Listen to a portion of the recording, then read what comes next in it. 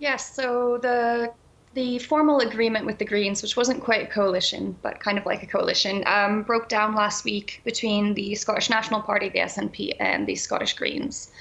Humza Yousaf was under pressure from his party to end that agreement.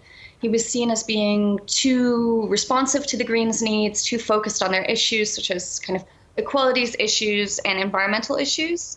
So his critics were asking for him to end this agreement. I'm not sure he realized quite how dramatic the response to ending the agreement would be, but he was facing no confidence votes this week and decided to step down instead of facing those votes.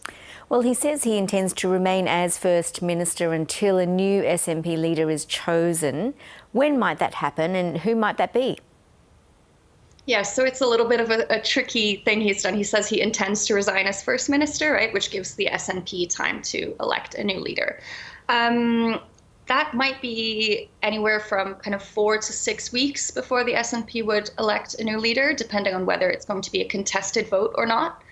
But I think we can expect that there will be a new First Minister in the next 6 to 8 weeks, which is about the amount of time this process has taken in the past. So the new leader is expected to renegotiate with the Greens and work together, or can the SNP still govern as a minority? How does that work? The new leader will need to get some support from the Greens, likely the Greens. They could get support from another party, but it's likely to be the Greens. And this also affects who the new leader will be. So the Scottish Greens have said they're not comfortable supporting one of the possible candidates. So that might be a bit of a barrier for that candidate to become the leader of the SNP.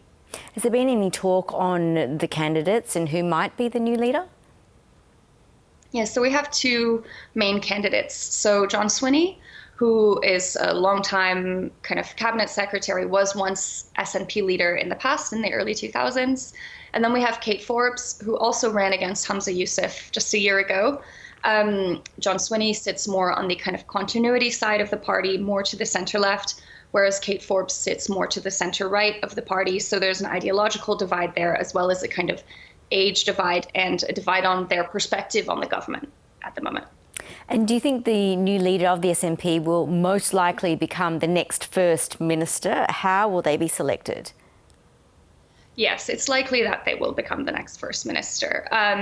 So they will go into the Scottish Parliament and there will be an election within the Scottish Parliament.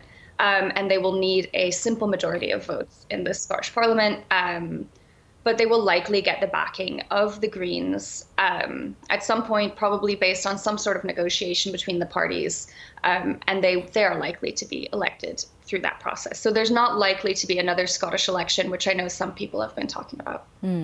Meanwhile, the Scottish Labour leader says his party will still push ahead with its motion of no confidence in the government. How does that complicate matters? Yes, so he has put forward a motion of no confidence in the government, which, if it passes, would mean that there's only 28 days to elect a new First Minister, to elect a new government, but this isn't likely to pass. The Greens have said they won't vote for it, which means that it's likely to fail. And the main process to be following at the moment is the leadership election within the SNP, and then the First Minister election will come after that. Now, Mr Yousaf is not the shortest serving Scottish First Minister, but 13 months is still relatively brief. What legacy do you think he'll leave behind? Yeah, I think it's difficult to build a huge legacy in 13 months. I think he will mostly be known for presiding over this very conflictual time in Scottish politics. He'll probably be known for the relatively short period of his first ministership. I think one of the things that he is well known for here in Scotland is his very kind of measured and supportive tone in relation to Gaza. His in-laws were in Gaza at the time and have since left. And so I think that in that way, he was very in touch with the Scottish people around Gaza. Meanwhile, the husband of former Scottish leader Nicola Sturgeon has been charged with embezzlement in a party finance probe. How damaging has this been, or is this, to the SNP? I think it's yet to be seen how damaging it will be as details emerge. It's still very murky what these embezzlement charges are about. I think it has a chance to affect upcoming elections, perhaps the general election. And I think it further reinforces a sense, and I think I heard in your package somebody saying, I don't trust any of them. And I think this is a sense that we don't just have that here in Scotland, but perhaps in Australia as well, this feeling of distrust and dissatisfaction with government in general. Dr. Judith Sijstermans, thank you so much for joining The World tonight. Really appreciate your time. Thank you.